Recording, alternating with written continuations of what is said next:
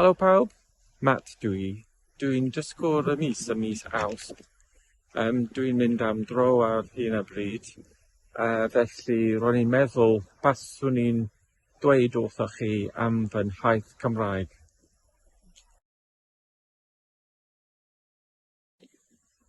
Dwi'n byw yma am Treallt ger Llanelwy. Symudais i yma ym mis Hydref, llynedd. Dwi'n dod o Lloegr o rygbi yn wreiddiol. Mi es i Prifysgol yn Birmingham, ac wedyn nes i gweithio am Sussex am 23 flwyddyn cyn dod yma.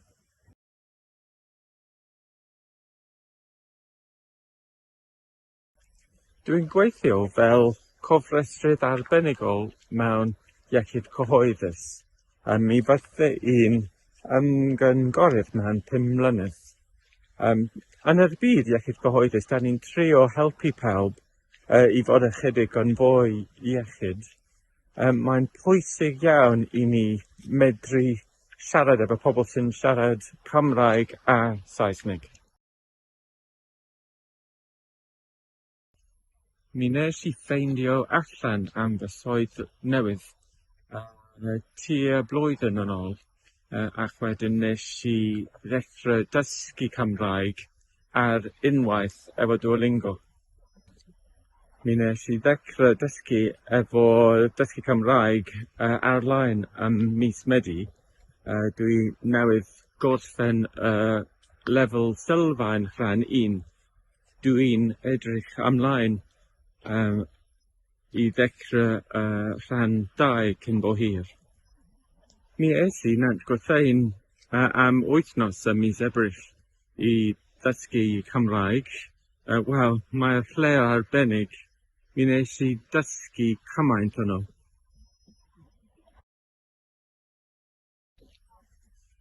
Mae'n cariad am byddar. Roedd pwysig iawn iddi bod aelod llawn yn ei gymuned. Felly roedd rhaid i fi ddysgu sign language i dallt diwylliant byddar. Dwi'n meddwl bod hi'n yr un peth efo'r cymuned Cymraeg. Dwi isio yr profiad go iawn.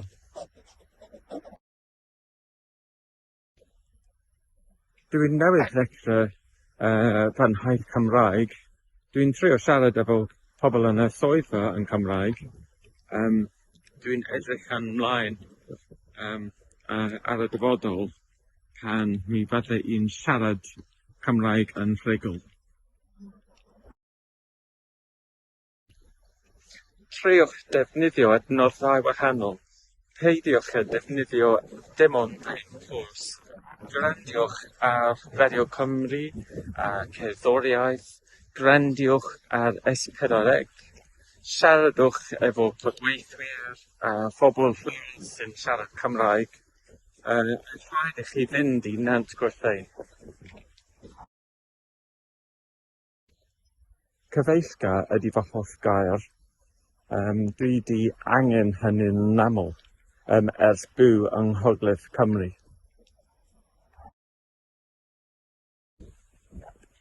Pan ro'n i'n chwilio am rhywle i fyw, ro'n i'n ar rhaglen teledu ar S4C.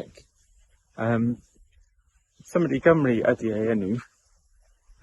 Mae'n dal ar S4C Click os da chi'n isio ei gwylio.